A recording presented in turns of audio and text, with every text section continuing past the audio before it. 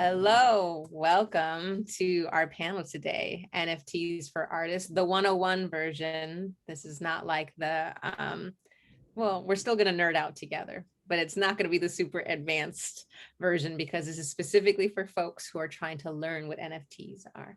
So welcome. My name is Claudia Peña. I'm the executive director of For Freedoms and really happy to be here with these really smart people that I will be introducing in just a second.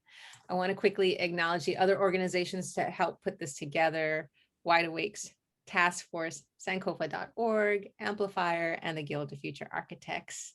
These organizations all have networks of artists who I hope are here with us today.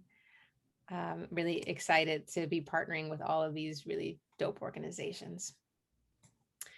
I want to also start off by acknowledging that this land is has been held, currently so, and historically by the traditional caretakers, the Tongva, the people of the Tongva.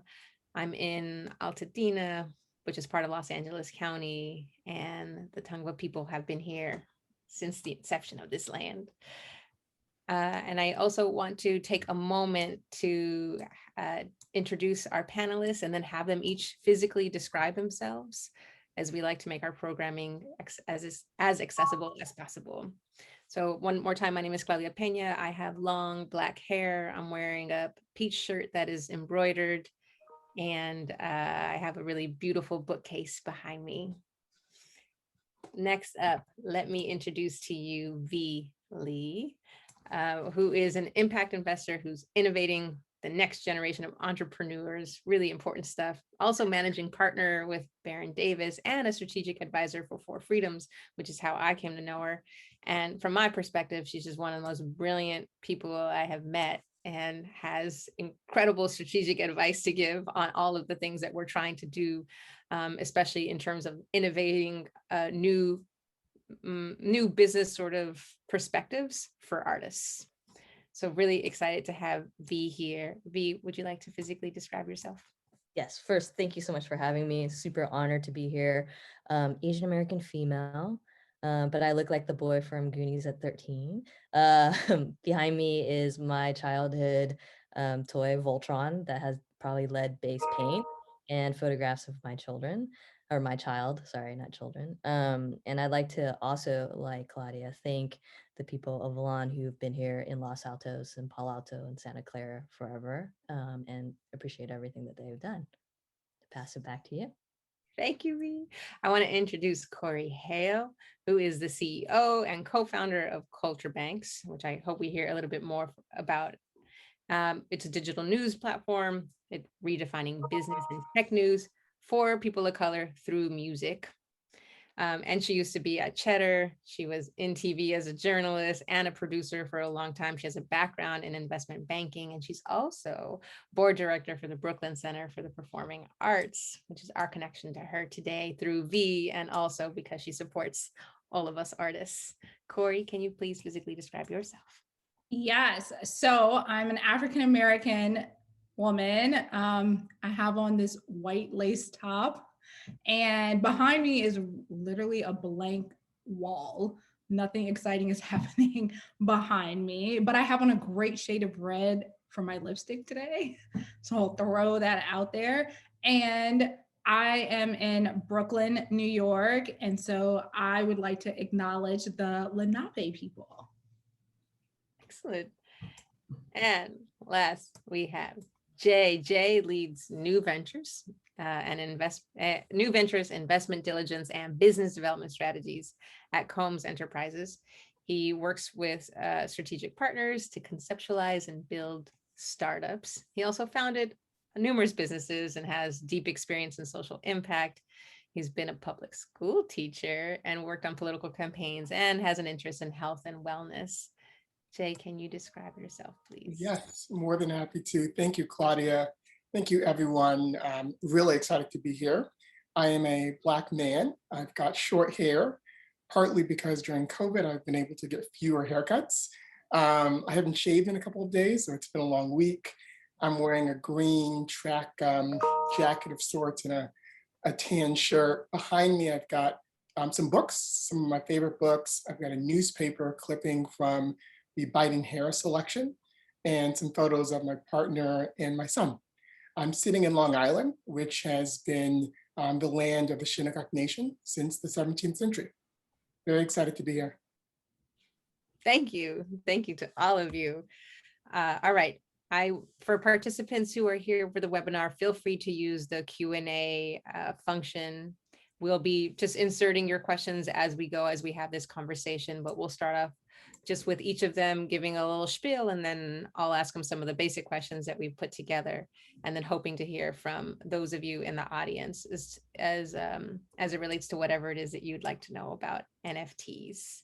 So why don't we start off with V? Can you talk to us a little bit about why NFTs matter to our communities of artists?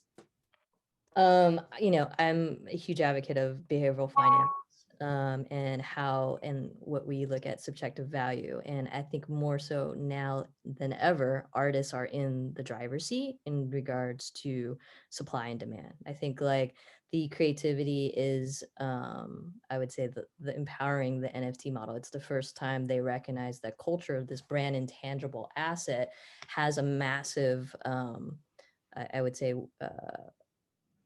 I would even say can change the way we look at the financial systems across the board. All led by artists.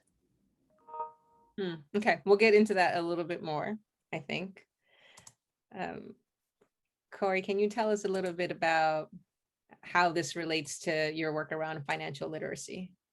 Yeah, so this is actually really where I say we put our stake in the ground at Culture Banks, this being at the intersection of business news and culture by leveraging music, and specifically when it comes to these NFTs. And I guess before we even go any further, it's probably best to just explain really what that is and what the N, the F, and the T stand for.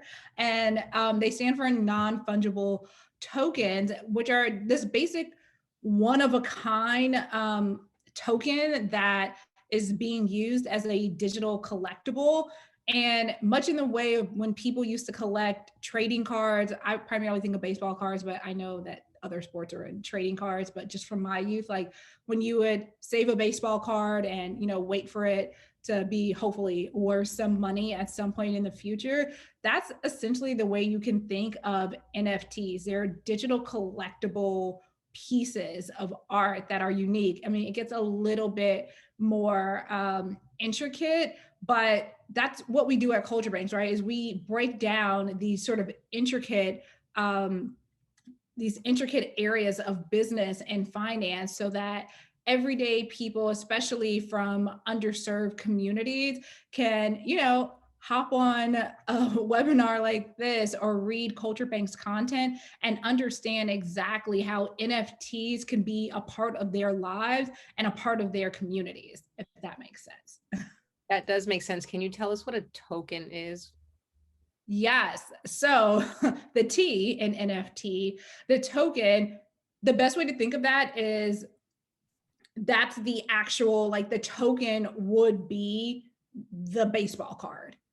Except in these other cases for artists, if you're making music or if you're like an artist, like a painter, something like that, your token would be whatever part of that art is. And I actually have an example, if that's okay to share with everyone, Claudia, of how Yes. would just make it a little bit easier, because the tokens are digital. So you no longer need that physical baseball card to sell. It could be a picture literally of that baseball card on your phone, and you're selling the picture of the card on your phone. So in early March of this year, which is not that long ago since it's April, but the rapper Soulja Boy, he actually went on Twitter and was asking his followers, like, how can I sell my tweets? Which a lot of people, of course, are scratching their heads like, what do you mean sell your tweets? Like, who would want to buy your tweets? And we can see all your tweets because it's Twitter and it's an open source platform where people can just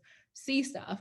And he actually did get some feedback on how he could figure out how to sell his tweets. So he essentially almost that same day or the next day went to a platform called Valuables by Cent, and they actually mint tweets. So when I say mint, think of like coins that we have, like a 25-cent piece, a 10-cent piece, a nickel, a penny.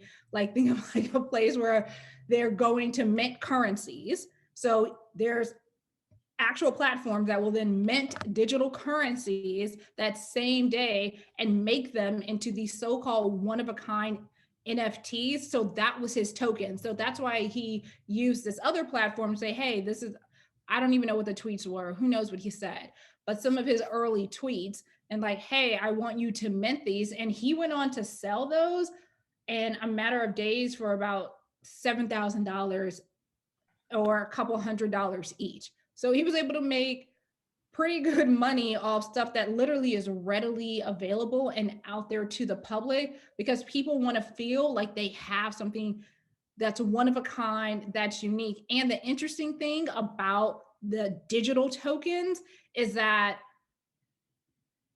it can only ever actually be held by you. Like you can eventually sell it, but it's always going to be worth more money, not in the way of like cryptocurrencies, where if I have Bitcoin and Jay has Ethereum and V has Litecoin, if I give Jay 50 Ethereum, like that's just what it's going to be worth. Whatever the 50 Ethereum is worth, whatever that sort of currency exchange is, it can't go up drastically. It's literally like buying a piece of art. And we all know the art market is very elusive and kind of underground in terms of how the market is made in that area. And that's the same thing with these digital tokens. Did that get too complex? Did I get too deep? No, I think it's good. I do think we're going to go back to some of the more like elementary questions around platforms and all that stuff. But let me give Jay a second to jump in here on thinking about impact investment and how that relates to NFTs. Yeah, so I think that's a really good way to think about just the opportunity. So when I think about NFTs, I think about opportunities, accessibilities, and so much of what I do day to day with Combs is thinking about how to unwind some of these economic and resource opportunities that have been controlled by corporations, exclusive clubs, straight white men, et cetera.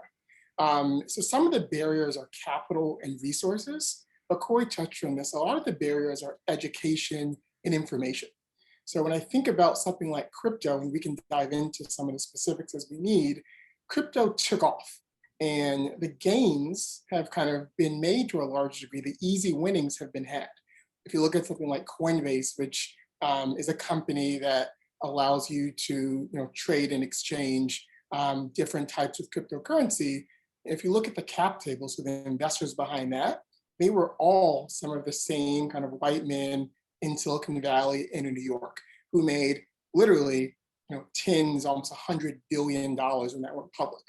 So when I think about NFTs, there's an opportunity while the pipes are being laid, so the pipes being that actual technology, the actual marketplaces, there's an opportunity now to think about how can you as a creator and an artist, not just create NFTs that are sold and make money that way, but where can you kind of think about other places where you can also create opportunities, whether that be creating digital galleries and having your NFTs live on your own marketplace instead of them living kind of on an existing platform.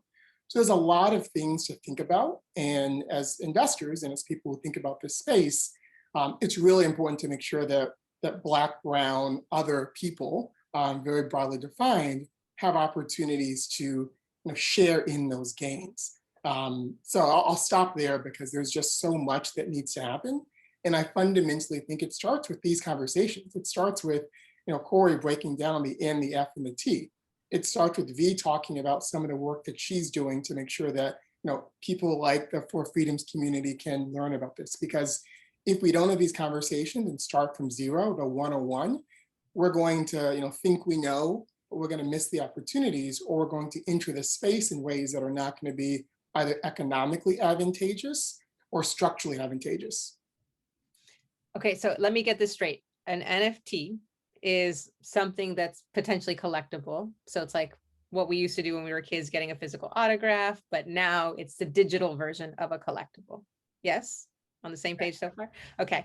And I understand that these are minted or created on platforms. Yeah. Yes. Right. And Which one is of y'all almost talk, like exchanges. Yeah. Kori, you answer this question. So can you describe to us what are these platforms, which ones are legit, and are there ones that are sort of illegitimate, or how does that work? Well, I don't know all the platforms, so let me just I mean, this space, I will say it's very new and like evolving like wildfire, like overnight. So I don't have a firm grasp on all of the platforms that different artists use to create their NFTs. Because I want to say even like the Migos and 2 Chainz, Jack Harlow, guys, I don't only listen to rap, but on Culture Base, we do a lot of hip hop. So that's the only reason I'm referencing so many rappers right now. But during All-Star Weekend, which that was in April, I should know this. I also work with February. Yeah. Okay, so during All-Star, the NBA All-Star Weekend, they worked with Bleacher Report to then mint, which I'm assuming Bleacher Report used an outside platform. Obviously, Bleacher Report doesn't mint these sort of tokens, but they created them. And I did see that someone was saying, hey, well, how do you protect it if I can still see the tweet that Soulja Boy, back to that example, put up? And then I decide, Kori, to go mint that tweet, which technically, yes, you could, but you have to look at it the same way as getting just a reprint of an original, I don't know, like what's a famous painter? Basquiat. Yes, like getting a reprint of a Basquiat versus the original that Basquiat himself, right, has signed off on. That's the difference. So yes, I can go take a picture of a Basquiat and put it up in my house or buy a reprint, but it's still not the same, right? It'll never hold the same value as the one that Soulja Boy himself minted. It's been signed off, secured, and been like, this is the one. So there are lots of platforms that artists use to be able to mint these tokens. The main thing is that you get creative in terms of what you want to be an NFT, because the main thing is your fans want a piece of you and want to feel like, hey, this is something that Soulja Boy thought in his case was important. Like, and I'm down with him. So I have $1,000 or $7,000 to spend on this tweet. I'm just saying, I probably wouldn't spend $7,000 on the Soulja Boy tweet, but that's just me. Claudia, would it be helpful? Go ahead. Yeah, sorry. Should we? I think to that point on, and I just saw the question come in. You know, when I think about the process, maybe we start and think about, if I'm an artist, what am I doing? So I'm thinking about, I'm a creator. I've got these ideas. I have to pick a marketplace. So there are lots of platforms out there. One of the most popular is OpenSea. That's probably one of the more democratic ones. Low cost, you can kind of put almost anything up there. But there's also different platforms like Rarible, which is much more of a niche kind of community. So for example, if you are, I'm gonna throw some random things out there, a hipster artist, but you may say, look, I wanna go to this marketplace that focuses on this type of NFTs and where the users and the people who wanna potentially buy things fit that audience. So you pick your marketplace based on kind of who you are, how you engage with your fans. And then once you do that, it's pretty simple. You kind of request access as a creator. You have the ability to actually upload that piece of digital work.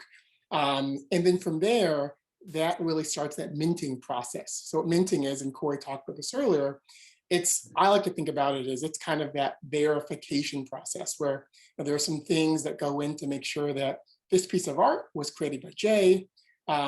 Jay is going to set X price for this art. This is the name of the art.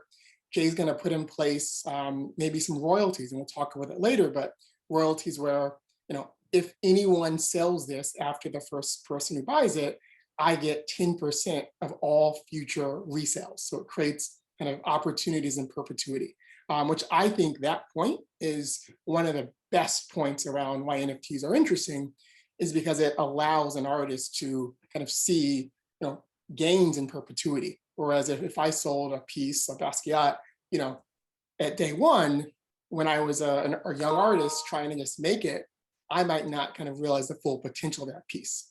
So I make all these selections on what I want to do in terms of with this art. And then I hit submit, and all the things behind the scene happen. There's essentially, if you go to a museum, you see a piece of paper underneath a piece of art, a placard that says, description, where it's from. In the very bottom, it says, this is owned by XYZ. Minting is kind of a digital version of that, where it kind of provides that stamp of approval. And then you can select things like, I want to have an auction for this item. I want to set a price and it's buy now. And then you're kind of done. So that's how I think about the process, but you have lots of choices in terms of which marketplace fits you and your audience, and how you want to engage that way. And remember that certain platforms will also charge like a fee, just like with any sort of exchange. Like you can't just list on someone else's platform and then they're not going to get a cut of something. That varies. I don't know if there's like a percentage. I'm not exactly sure how that aspect works, but once you list whatever you feel like your NFT is going to be, I'm sure it has something to do, some correlation between the sales price that you're going to get. Also, the royalties is a great idea. Yeah. I have a follow-up question on the in perpetuity, but I just also really want to quickly note that there are artists here in the audience who have already sold NFTs. So if you have information about the fees, the percentages and stuff that you paid, feel free to put that in the chat and help continue to educate this entire community trying to learn about NFTs. So the follow-up question, Jay, is you're an artist, you mint your NFT, you sell it. In your head, you think in perpetuity, you'll continue to get some percentage, royalties, etc. But couldn't the next person take that NFT to another platform and just like remove you from it? Nope. So that's the best part about the blockchain. So if we go kind of way back, the blockchain is kind of the digital kind of universe that holds records of everything. So it's decentralized, meaning it's not controlled by some governmental organization. It's really kind of controlled and managed by continuously kind of churning data. And that will get into some of the environmental concerns, because there's servers and computers that are kind of pushing out greenhouse gas and carbon, et cetera. But because there's that record, that stamp, in theory at least, that is stuck, it's minted kind of into the digital asset. So you can kind of take it from one platform, let's say OpenSea, which is one of the most popular ones, to another platform like Foundation, which is another popular one. And that kind of mint, that digital record, not only kind of stays with it, it stays and is recorded in the ledger, the blockchain.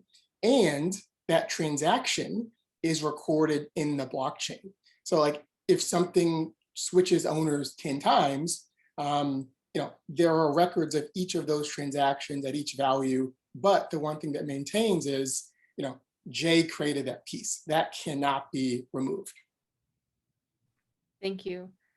V, I feel like you were trying to jump in a second ago, and then I want to get to some of the questions from the audience. No, I mean, like I'm not probably the least tech person on here. I always think of it like as a serial number. Right? Like it's a serial number that follows you wherever it goes. And I think that blockchain creates this long list of numbers that, you can't recreate in terms of that combination. So I think like, to me, I always like to make it as simple so that I can think of it as like, it's a serial number that's tagged to that piece of art that continues to follow it, like simply your ownership of it. Right? And maybe that is so even more simplified, but that's like the way I think. And then there's new technology that's coming out that if you try to put it on another chain, it's going to blow up like a bank bag. Like if you're a robber at a bank and you open up the money bag, it will blow up. Right. So it's that extra layer of protection. And what the blockchain is it's just constantly churning these numbers so that you have, I don't even know the amount of numbers. That single number is yours and always will be yours. It can't be duplicated. And it requires for the platforms to be in conversation with one another, right? Like they need to. Somewhat. I mean, and that's where I think a lot of the gray area around NFT and what's being built right now and what the perceived value on different platforms is super confusing, even to us. Like Jay, chime in maybe Jay isn't, but I'm super confused and that's okay for everyone because it's being kind of, the rules are changing almost every day. Every day. it's kind of like cannabis, right? The rules are changing every single day. And that's why I think like right now, artists should be empowered to kind of dictate those rules because you guys are churning out the goods, if that makes sense. So that relates to, and I'm going to get back to the sustainability thing, Jay. But V, what you just said relates to the question that a lot of people have been posing around, like, isn't this just another way for white rich people to get more rich? And I guess we can't get more white, but more rich off of what people of color are doing, right? Like, isn't it just another like grab? Well, Is this just like for bros? Is this just like reinventing the same thing over and over again where rich people just continue to get more and more rich off of the things that everybody else is doing? yeah, and it goes back to what Jay was talking about earlier, is like, I think now more so than ever to kind of close that gap, there has been a bigger awareness around financial literacy and kind of that transparency to communities who haven't had that kind of access before, right? So that's what I'm saying is like, I think now more so than ever, the collaborative nature of the artist community binding efforts together can kind of dictate the value of this market, right?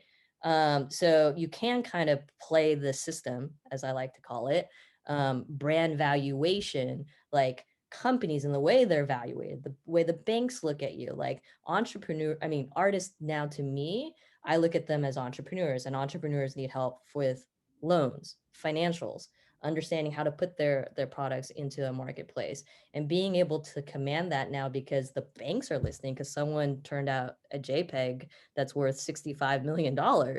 You guys are in the driver's seat and you guys have the opportunity to combine together and select a platform that says, we want you to invest part of it in social enterprise. We want you to, localize it to this specific cause or community X, Y, and Z.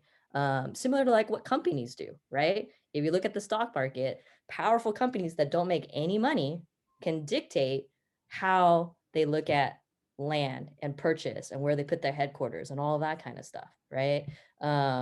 So I think, like, to me, it's a very interesting time because the banks are watching and going, okay, this is kind of very legit. And we can look at creative assets as things that you can loan against so that you can purchase a house. You can invest in your company, AKA the artist, and how that's being built as a brand. Thank you, V. Okay, so back to the sustainability thing, or actually the lack of sustainability. I was one of those people who, when everything started to go on the cloud and we weren't using paper anymore, I was like, yay for the environment. And then I learned, wait, there's like these big spaces that hold these servers and use all this energy. And actually there's a lot of footprint that goes into keeping things digitally. So when NFTs came out, I figured there was something around that as well. And of course, now we've seen the headlines sort of exploding that NFTs are really bad for the environment. And if you're someone that cares about the sustainability of the environment, maybe this isn't an industry for you. Can I have y'all weigh in on, all sides of this part of the conversation? Yeah, I can kick it off because I think this is one where things are changing literally every day. These companies are saying different things and saying they're doing changes, et cetera. So there's a lot of noise. So I'll give my views, but they're certainly kind of evolving and changing by the day. So I think it's important to think about NFTs and also the blockchain. So again, the blockchain is the digital thing, the technology that holds all this information. NFTs, if we think about just exactly what the NFT is, what it represents the digital art. So creating the actual digital art, so using whatever tools you use to create something that's a piece of art, that NFT itself is actually not that terrible for the environment. I compare that to if I'm painting a piece, I'm getting paint, I'm getting supplies. That's the comparison to the environmental impact. Maybe there's transportation costs with a piece of art, et cetera. What gets questionable and challenging is when you think about that NFT has to be verified, has to be minted, has to be all these things through the blockchain. And the blockchain and those processes are extremely energy dependent in their current forms, especially with some of the leading platforms, one of them being Ethereum, which is the second biggest crypto currency blockchain company behind Bitcoin. And Ethereum, they have currencies, but they also do these other things like make NFTs possible.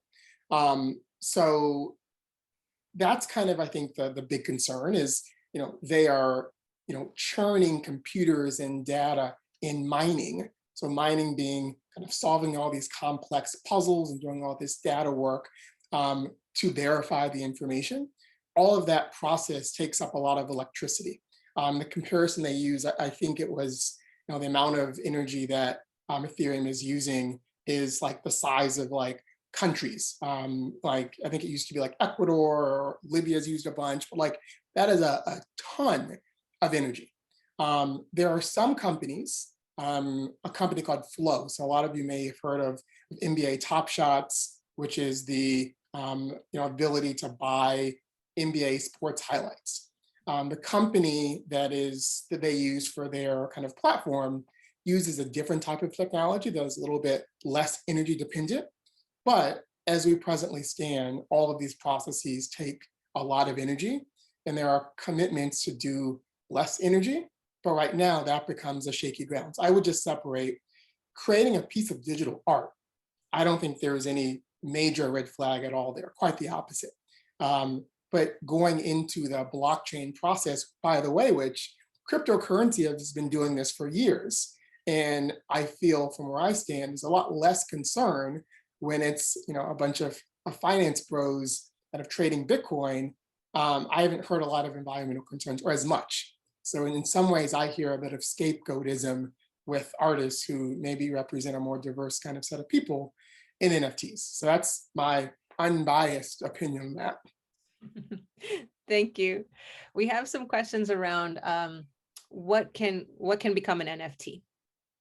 And I think it's like almost anything, but I'd love to hear from y'all. What are the things that could be an NFT? And also along with that, if you're an artist and you have a visual art piece, let's say you have a painting, you want to make an NFT from it, what are the steps? So what can it be and what are the steps? I would say an NFT, it really can be anything. Like we took a screenshot right now of all of us. We could mint it and it can be an NFT. Don't think anybody would buy it, but we could still do it. And I think that's also the important thing and where artists really hold a lot of value, because you already know your audience and you know the things that they gravitate towards, that they like about your music and what you do. And to me, that gives you the perfect setup to be like, hey, like people are always commenting on XYZ when I interact with them in person, like back when people were performing all the time or across different social platforms. Like those should be the things that you're thinking about minting and making them NFTs. The process, it actually is not very complicated. If you wanted to make an NFT, you would really go to one of these so-called minting platforms. And there are several out there. So I would do some homework on which platform is best for you. And I think someone dropped in the chat a spreadsheet that was comparing different platforms, but you would just literally, whatever the item is, the digital token or the item that you want to make into a digital token, and you would submit it to that platform. You set the price for whatever it is you feel like it's going to be worth. And then it goes into like an auction. It's almost like, eBay, which I don't know if they still do the auctions on eBay and their marketplace where you upload a picture of a shirt that you don't want anymore. And you are like, hey, we're going to start the bidding at $50 for this shirt and we're going to set it for 5 days. And you're hoping that someone is going to bid at least $55 on it to cover the free shipping that you've offered as part of it as well. Hopefully that explanation makes sense. It absolutely does. What about, does this take the place, does the blockchain and the minting process, does that take the place of trademark, copyright, all the other sort of legal protections that have been created for protecting original works? The legality thing, right? That's where Yeah, I feel like I don't think you could ever get rid of legal. I feel like this is one of those things that, I don't have a good answer for. I've also tried to look and explore and have conversations, and this is I mean, I think you talked about cannabis and, some of the things that have happened there. This is probably murkier right now than in cannabis, which is frightening to a degree, but I don't have a good answer for that. Well, but can I say though, the reason for that isn't even so much NFTs themselves. It really is, as they say, the deep dark web, which is blockchain, which is this spider web, right? That the government has not figured out exactly how to regulate. And we always know like technology is moving at lightning speed long before government figures out what to do with it, how to regulate it. So if something happened where you minted a digital token, and let's say it moved to another platform and maybe you didn't get your 10% royalty that you should have gotten, even though it moved, like it was sold again and changed hands on legal grounds, like if you showed up in court, it's because I'm not an attorney. Like, I don't know how convoluted like that gets. And when you start trying to chase down like the blockchain ledger of ownership, like that's very straightforward. But how does that hold up in a court of law? I'm not exactly sure. Yeah. And the only thing I'd say is, and this is like the next session, this is the advanced course, is there's something called DAOs. So DAOs are decentralized autonomous organizations, so like internet companies. So in theory, they work like everyone has, coins in this company. And instead of there being, a CEO, a COO, et cetera, everyone has the ability to kind of vote and make decisions, and no decision can be made around that DAO unless there's consensus from those people who hold coins. And that ability kind of makes it something where there doesn't need to be a treasury-like process. There doesn't need to be these people in power. They can be done kind of with this kind of group. Obviously, lots of questions and unanimous decision making is just almost impossible. But that's one kind of check and one regulatory thing that does exist within the kind of blockchain world. Thank you. A couple of people have questions about if they have an art piece, let's say a painting, that is a separate art piece from the NFT that gets created once they take a picture of it and mint it, correct?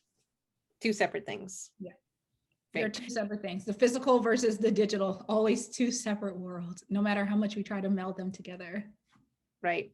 And then once you mint, that doesn't necessarily mean that you have to sell or that you have to put it up for auction. You can mint and then wait to put it up for auction, correct?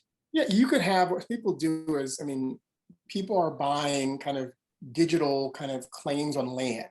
So I'm from Florida, South Florida. I could buy, Miami. It's probably sold already. I could buy Miami, and I could take all the art that I have and plop it onto this digital kind of representation of the world. There are all these kind of sub platforms that go beyond just the marketplaces.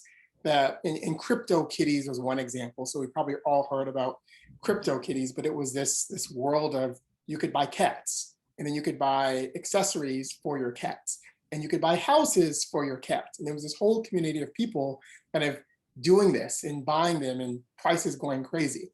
So we can think about NFTs as, you can sell it, of course, but you could also create that, showcase it, have a digital gallery, and be proud of your work in that regards. Mm-hmm. Thank you. About energy, if you have an NFT that's like, let's say a video, a 10-minute video, is that going to leave a much larger footprint than a JPEG? Or does it not matter the size of your NFT? I like it when the panelists get stumped. Thanks, Fred Scott. You're always asking smart questions. I don't know. I'm not an environmental expert. I'm assuming it would, because I feel like it's harder to email a 10-minute video. You got to put it in Dropbox and everything else. So I assume being able to just store that, it's going to take up more space. I look at everything as like the cloud, like how much space does this take up in the cloud? And the cloud is really a place, but I feel like it just sounds better to say it's in the sky as opposed to like off the coast of New Zealand.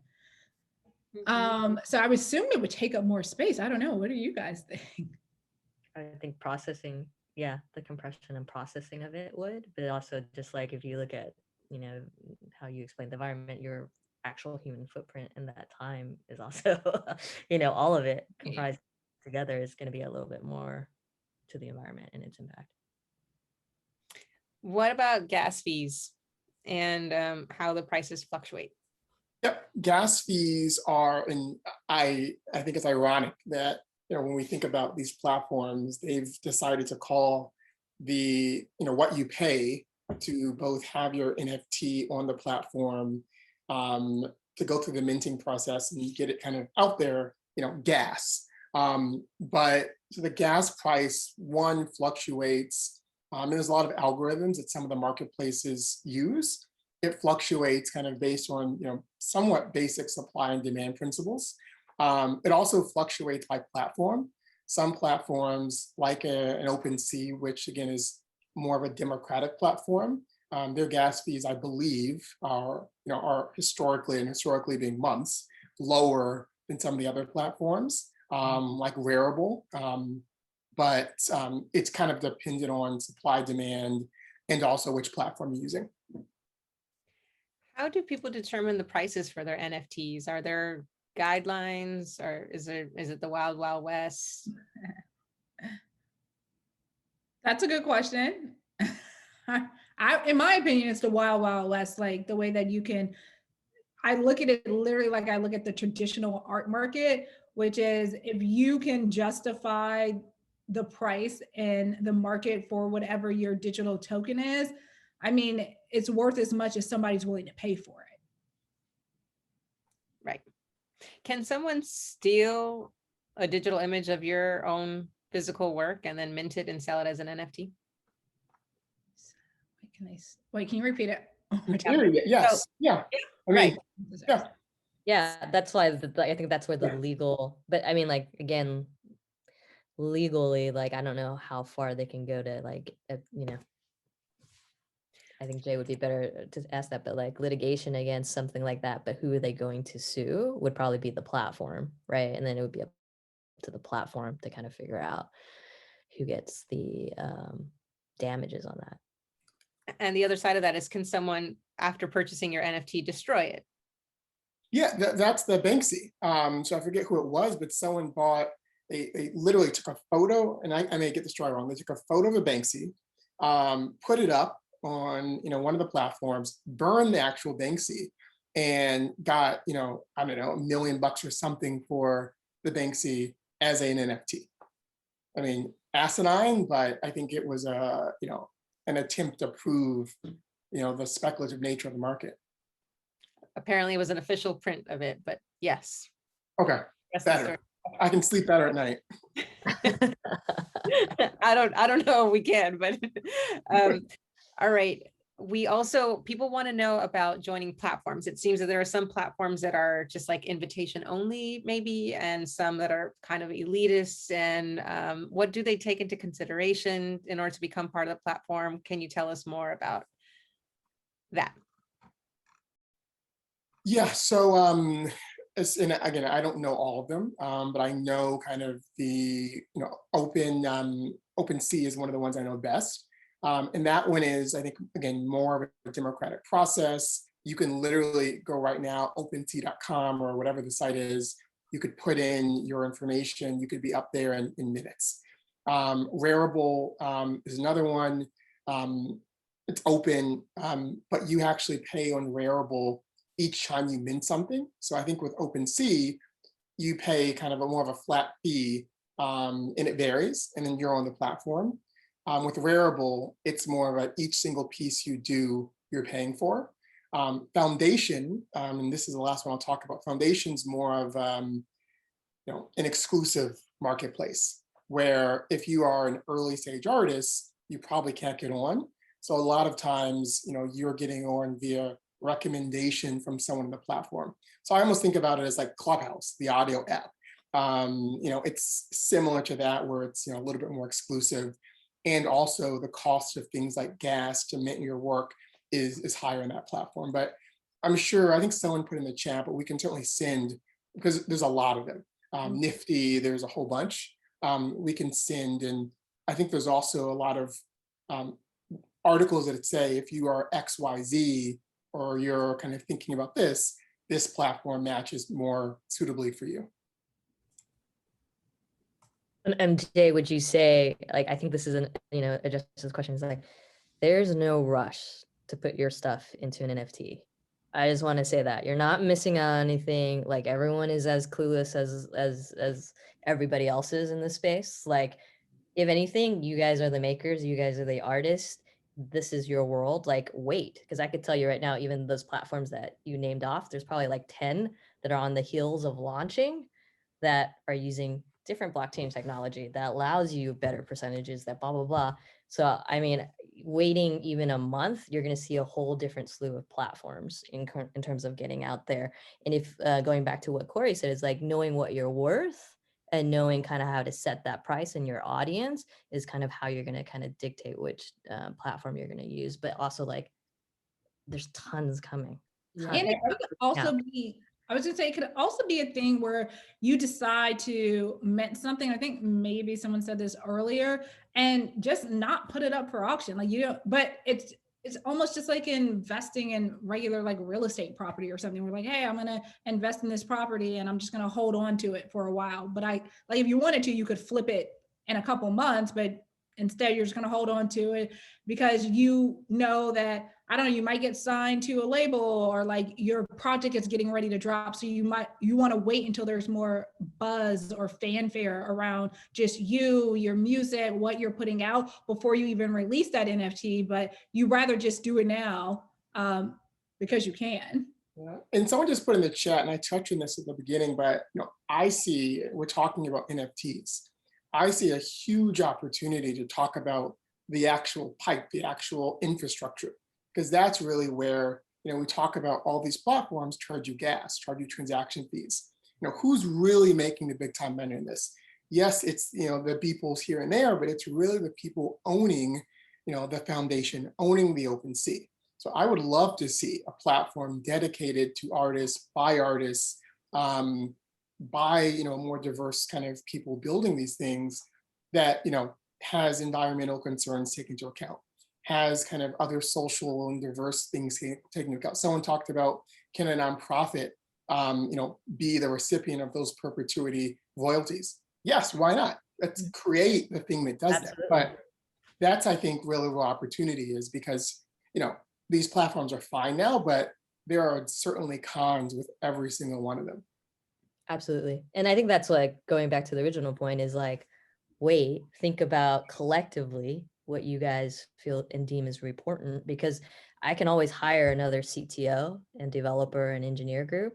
I can't get a collective of artists together to really create value collectively and take that weight of value and say, we want it to impact the environment this way. We want it to go back to communities this way. We want to invest in new and upcoming artists.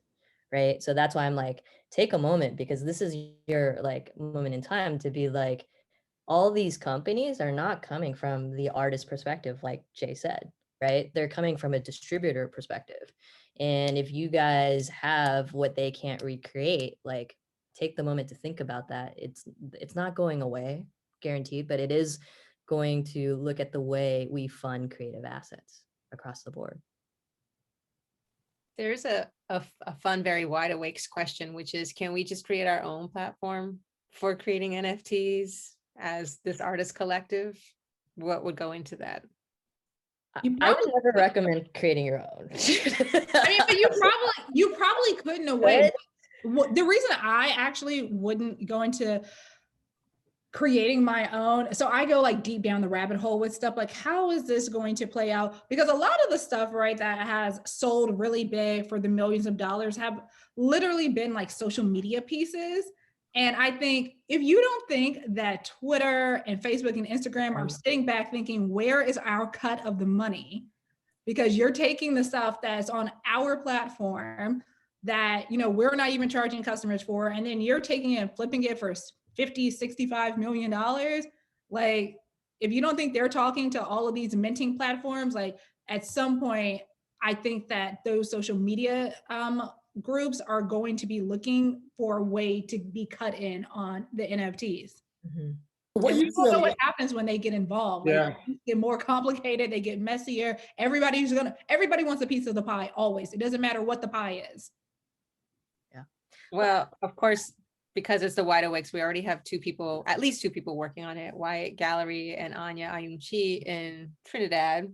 Looks like they're trying to put together a marketplace, so people should reach out to them if they got more questions. But did I see someone else want to answer this, Jay? Or I was just going to say, I mean, this is more of a practical, in between. So like, look, if you was like, look, we don't want to build the whole technology, but there are some of these companies that I think are on the better side of, better and awful, like a Flow, which, allows you to essentially open source and build a platform using some of their backend technology. And you've seen a lot of, entertainers create their own kind of NFT marketplace site with their materials. And it's using Flow as one of the platforms. So that's kind of an in-between where you can save the dev costs and team and kind of create something that's more your own. can I ask y'all, do you have another 5 or 10 minutes to stick with us? I just want to finish the last few questions, or do we have to cut it off at the hour?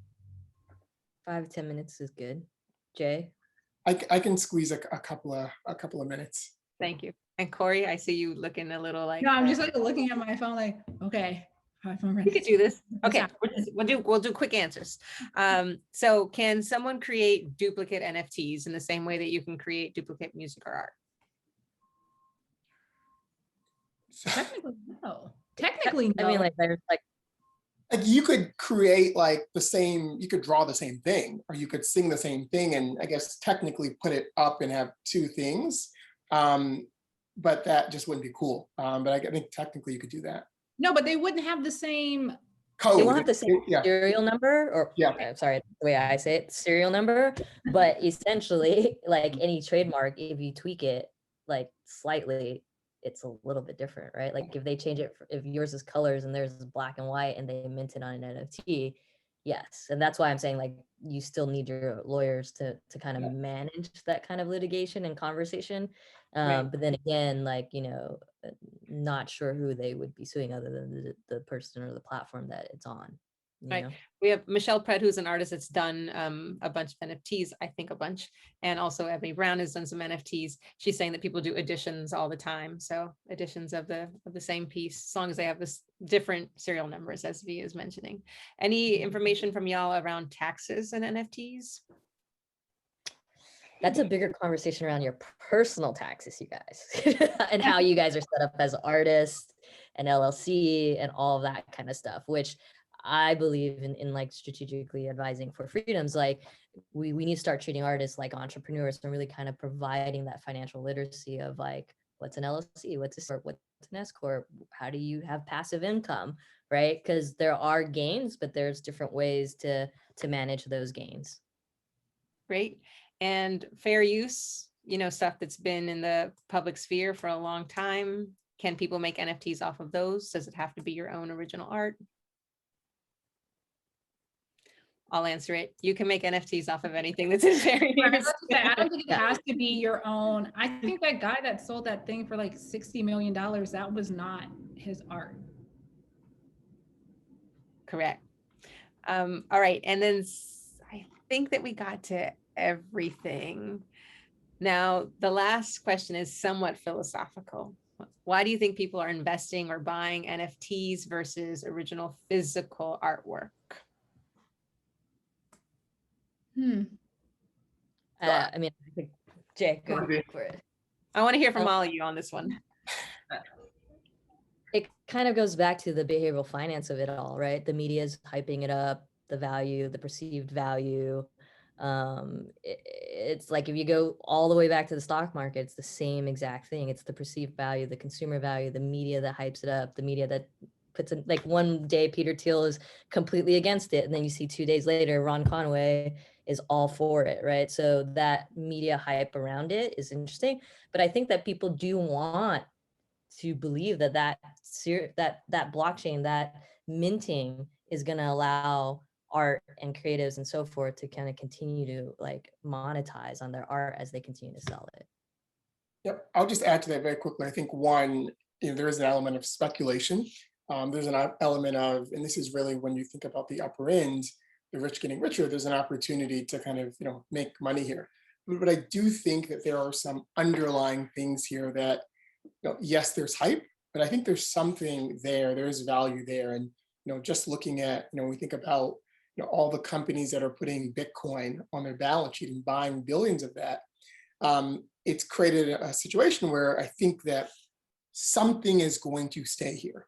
And what I like about NFTs is, at least in theory, there's an attempt to, protect and monetize artists in ways that, the music kind of digitization did not do, in ways that so many other movements have not done.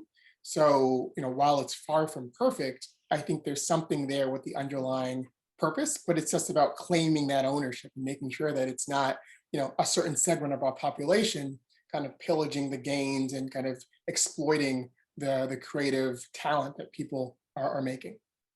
Yeah, I would just say that to me, NFTs, they're democratizing art in a way that the traditional art market has been trying to do for generations unsuccessfully. And the ability to democratize not just the access, right, for everyday people like myself to be able to get in on the Soldier Boy tweet if I wanted to, but the democratization that actual artists like Basquiat didn't see in his lifetime. Thank you for that. I really appreciate it. A couple of things before we wrap up. One, there was a bunch of questions that people asked around like how people can exploit or take advantage of each other's artwork or of the system itself. So I just want to be clear that the law is not, it's not ready for this just yet, right? The law is going to be developing alongside this entirely new system or way of selling art. So there are questions that are not answerable just yet. But of course, as with everything else, there are going to be ways in which people try to exploit, try to take advantage. The rule is that that when you sell a minted NFT, that you should be able to continue in perpetuity to collect royalties. But Michelle Pred was making the point that sometimes people take it to another platform and they just kind of, skirt you out of it. That's because people are always finding ways to take advantage. But the rule should be that in perpetuity, you get to continue to collect those royalties. Is that right, Jay?